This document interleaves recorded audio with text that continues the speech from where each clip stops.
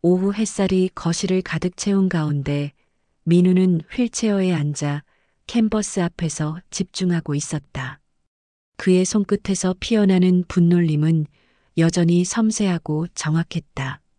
3년 전 교통사고로 하반신을 잃었지만 그림만큼은 그를 배신하지 않았다. 수진이 배가 불러온 채로 천천히 다가왔다. 임신 7개월 그녀의 얼굴에는 모성의 온화함과 함께 미묘한 피로감이 서려 있었다. 민우는 아내의 모습을 바라보며 연필을 내려놓았다. 민우가 물을 요청하자 수지는 미안한 표정으로 고개를 숙였다. 자신 때문에 남편이 불편을 겪는다는 죄책감이 그녀의 어깨를 짓눌렀다. 민우는 오히려 자신의 무력함을 탓하며 아내를 위로했다. 현관벨이 울렸다. 오늘은 돌봄 지원사 면접이 있는 날이었다. 수지는 마지못해 일어서며 문을 향해 걸어갔다. 사실 그녀는 낯선 사람이 집에 드나드는 것을 원하지 않았지만 임신으로 인한 몸의 변화를 부인할 수 없었다. 문이 열리자 키 크고 건장한 체격의 남자가 나타났다. 40대 초반의 김정호였다. 수진의 눈이 한순간 흔들렸지만 곧 차분한 표정을 되찾았다. 정호는 정중하게 인사하며 돌봄 지원사로 지원했다고 자기소개를 했다. 그의 목소리는 안정되어 있었지만 수진을 바라보는 눈빛에는 복잡한 감정이 스쳐 지나갔다. 수진은 고개를 끄덕이며 자연스럽게 응답했다. 처음 만나는 사람을 대하듯 정중하고 거리감 있는 태도였다. 하지만 두 사람이 주고받는 시선에는 말로 표현되지 않는 무언의 대화가 흐르고 있었다. 정호의 눈빛은 간절함과 미안함을 담고 있었고 수진의 눈빛은 경계심과 함께 미묘한 연민을 내비쳤다. 민우는 두 사람 사이에 흐르는 이상한 기류를 감지했지만 그것이 무엇인지 파악할 수는 없었다. 일주일이 흘렀다. 정호는 숙련된 돌봄 기술로 민우의 신뢰를 얻어가고 있었다. 재활운동부터 일상생활 보조까지 그의 손길은 전문적이고 세심했다.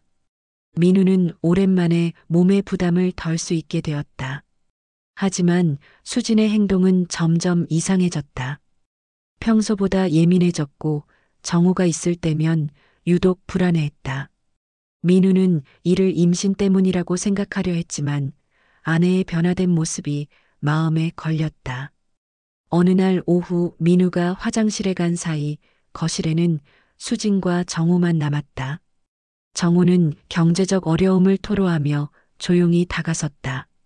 수진이 고개를 돌리려 하자 정호가 그녀의 손목을 잡았다. 옛 감정을 자극하려는 절박한 몸짓이었다. 수진은 손을 빼려 했지만 정호는 놓지 않았다. 그 순간 휠체어 바퀴 소리가 들렸다. 민우가 예상보다 빨리 돌아온 것이다. 두 사람의 손이 맞닿아 있는 모습을 목격한 민우는 숨이 막혔다. 휠체어가 멈춘 채로 그는 어떤 반응을 해야 할지 몰라 얼어붙어 있었다. 정호는 태연하게 손을 놓으며 민우를 바라봤다.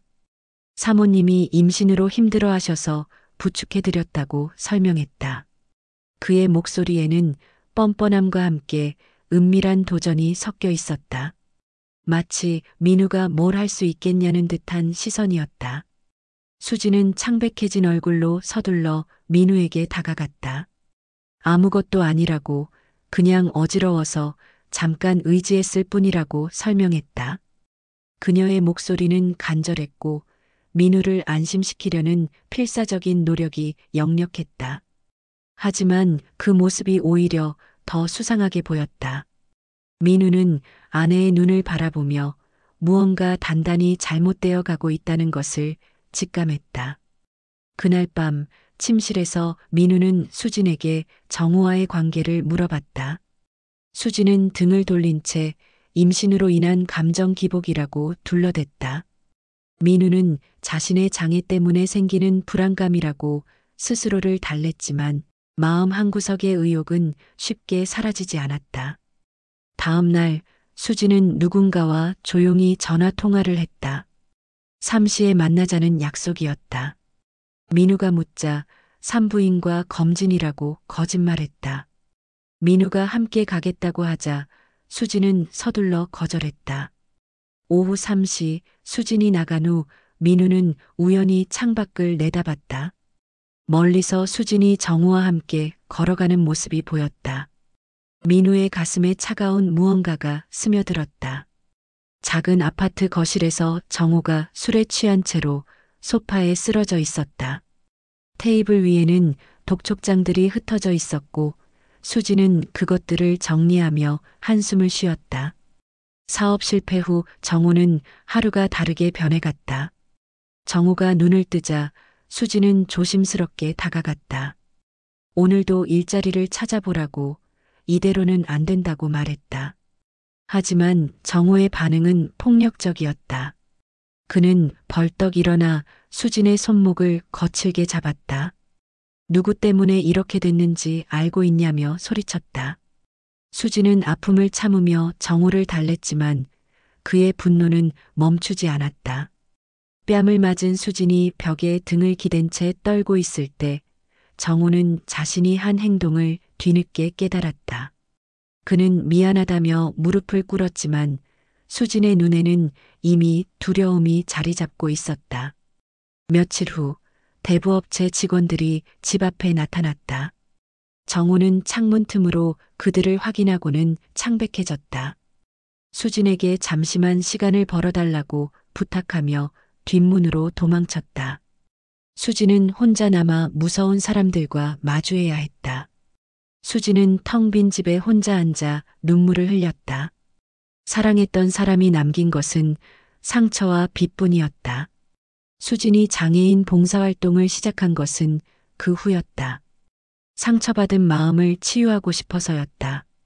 재활센터에서 민우를 처음 만났을 때 그의 온화한 미소와 따뜻한 말투에 마음이 움직였다. 정우와는 전혀 결이 다른 사람이었다.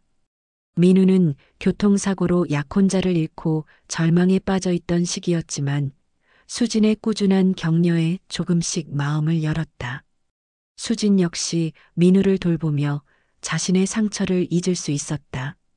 두 사람은 서로의 아픔을 어루만져주며 사랑에 빠졌다. 하지만 지금 수진은 자신을 힘들게 했던 과거와 다시 마주하게 되었다.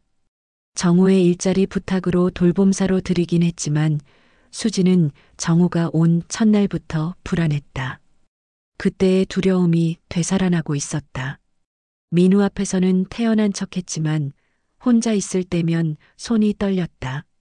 정우의 태도는 계산에 의한 것이었는지 예전과는 달라진 것 같았다. 예전의 거칠음은 사라지고 더 조심스러워졌지만 언제 그의 본성이 드러날지 몰라 불안했다. 임신한 몸으로 또다시 그런 상황을 겪을 수는 없었다. 하지만 정우의 절박한 눈빛을 보면 마음이 흔들렸다.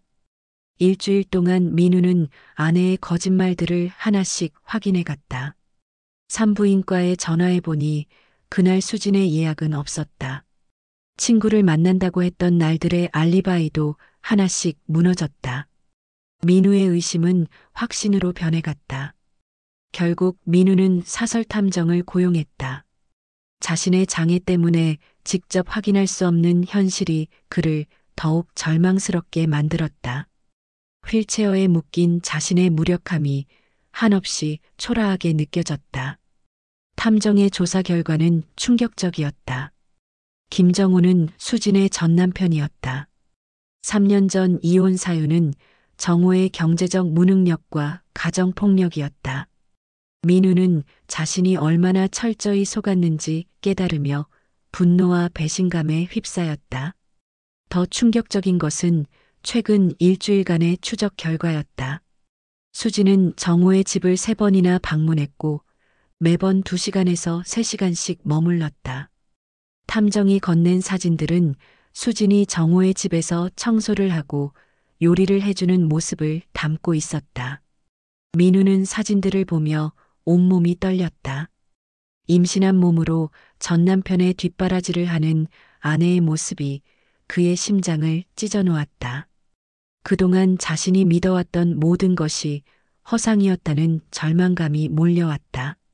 그날 저녁 수진이 돌아오자 민우는 차가운 목소리로 어디 갔다 왔는지 물었다. 수진은 여전히 거짓말을 늘어놓았다. 마트에 갔다가 친구도 만났다고 했다. 민우는 더 이상 참을 수 없었다. 탁자 위로 사진들이 흩어졌다. 수진의 얼굴이 하얗게 질렸다. 민우는 정우가 전 남편이라는 것부터 이야기해 보라고 차갑게 말했다. 수진은 주저앉으며 울음을 터뜨렸다. 탐정의 조사 결과를 확인한 민우는 며칠간 말을 아꼈다. 수진은 그런 민우의 변화를 감지하고 불안해했다. 정우 역시 집안 분위기가 이상하다는 것을 눈치챘다. 어느 날 오후 민우가 갤러리에 나간 사이 정우는 수진에게 다가왔다. 그의 태도는 이전과 달랐다. 조심스러움 대신 자신감이 묻어났다. 정우는 비웃듯이 말했다. 수진이 항상 불쌍한 남자들만 사랑한다고, 그래서 인생이 힘든 거라고. 먼저 자신을, 이제는 장애인을 선택했다며 냉소적으로 웃었다. 수진은 그만하라며 뒤로 물러섰지만 정우는 더욱 노골적이 되었다. 정우는 수진의 팔을 잡으며 말했다. 너는 나를 버릴 수 없다고. 왜냐하면 불쌍한 사람을 구원하는 것이 너의 존재 이유이기 때문이라고. 수진이 민우를 사랑하는 것도 결국 동정심일 뿐이라고 비아냥거렸다. 수진은 눈물을 흘리며 정우의 손을 뿌리쳤다. 하지만 정우는 확신에 차 있었다. 자신이 가장 비참할 때 수진이 나타났고 지금도 자신을 완전히 포기하지 못한다는 것을. 수진의 구원 욕구가 자신을 계속 붙들어 둘 것이라는 확신이었다. 정우의 마지막으로 던진 말이 수진의 가슴을 찔렀다. 민우가 진실을 알게 되면 어떻게 될지 생각해 보라고. 그때도 여전히 자신을 외면할 수 있을지 두고 보자고 말했다. 수진은 그 말에 온몸이 떨렸다. 그 순간 현관문이 열리는 소리가 들렸다. 민우가 예상보다 일찍 돌아온 것이었다. 정우는 태연하게 자리를 정리하며 수진에게 의미심장한 미소를 보냈다. 수진은 급하게 눈물을 닦으며 부엌으로 피했다. 민우는 집안의 이상한 분위기를 감지했다. 수진의 붉어진 눈과 정우의 여유 있는 표정 사이에서 무언가 결정적인 일이 일어났다는 것을 직감했다. 수진의 고백이 시작되었다. 정우로부터 전화가 온 것은 2달 전이었다. 그는 사업 실패로 빚에 쪼들린다며 도움을 요청했다. 수진은 처음에는 거절했지만 정우의 절박한 사정과 예정에 마음이 흔들렸다. 민우는 왜 말하지 않았느냐고 따졌다. 수진은 오해받을까봐 두려웠다고 눈물을 흘렸다. 하지만 민우에게는 이미 오해가 아닌 배신이었다. 전 남편을 돌봄사로 들이고 몰래 만나는 것이 어떻게 오해일 수 있단 말인가. 수진은 정우가 너무 어려운 처지라고 변명했다. 폭력적이었던 과거와 달리 지금은 많이 변했고 자신이 아니면 도와줄 사람이 없다고 말했다. 민우는 그 말을 들으며 더욱 분노했다. 불쌍해서 도와준다는 것인가? 그렇다면 자신과의 결혼도 동정심이었던 것인가? 수진은 절대 그렇지 않다고 부인했지만 민우의 마음에는 이미 돌이킬 수 없는 상처가 새겨졌다. 그는 차가운 목소리로 뱃속 아이가 정말 자신의 아이인지 의심한다고 말했다.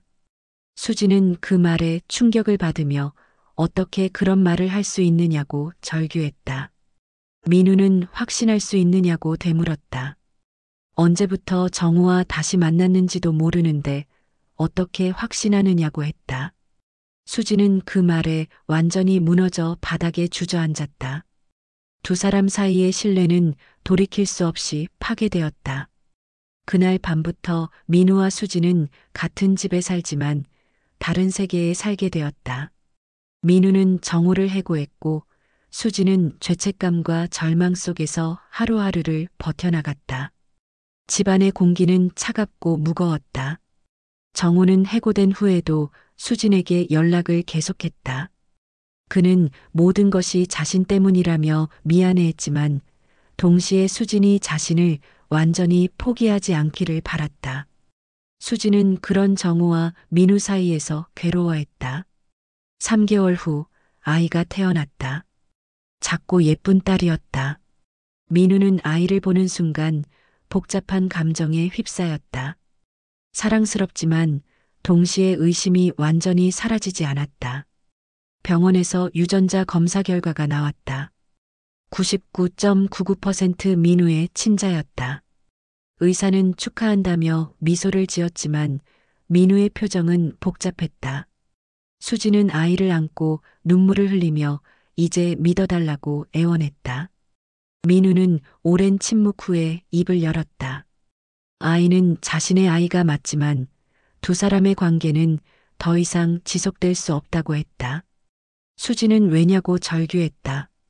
아이도 민우의 친자라고 나왔는데 왜 헤어져야 하느냐고 물었다. 민우는 신뢰에 대해 이야기했다.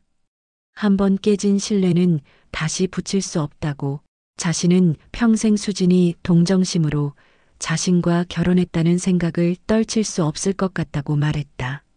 수진은 그런 게 아니라고 부인했지만 민우의 마음은 이미 돌이킬 수 없는 곳까지 가 있었다.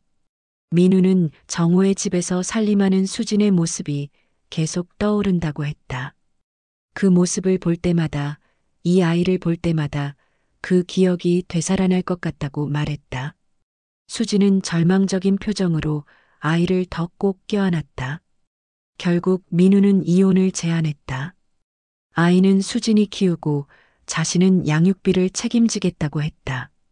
수진은 다시 생각해달라고 애원했지만 민우의 결심은 확고했다. 이것이 모두에게 최선이라고 그는 믿었다. 1년 후 민우는 혼자서 새로운 삶을 살고 있었다. 그의 작업실에는 상처 시리즈라는 새로운 작품들이 걸려 있었다.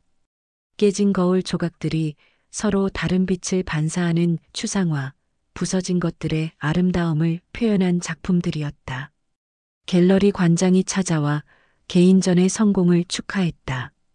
민우의 그림은 이전보다 더 깊은 감정을 담고 있었고 많은 사람들의 공감을 얻었다. 아픔이 예술로 승화되는 순간이었다. 갤러리 관장이 떠난 후 민우는 휠체어를 타고 창가로 갔다. 멀리 공원에서 수진이 딸과 함께 놀고 있는 모습이 보였다. 아이는 이제 걸음마를 시작했고 수진은 예전보다 야윈 모습이었지만 아이를 바라보는 눈빛은 따뜻했다. 민우는 조용히 중얼거렸다. 행복해 보인다고, 그걸로 됐다고. 그에게는 더 이상 원망도 미움도 없었다. 다만 서로 다른 길을 걸어가야 하는 두 사람의 숙명을 받아들일 뿐이었다. 민우는 다시 캔버스 앞으로 돌아갔다. 새로운 그림을 시작할 시간이었다. 제목은 새로운 시작이었다. 그의 붓끝에서 희망의 색깔이 피어나기 시작했다. 멀리서 아이의 웃음소리가 들려왔다. 민우는 미소를 지으며 그림에 집중했다.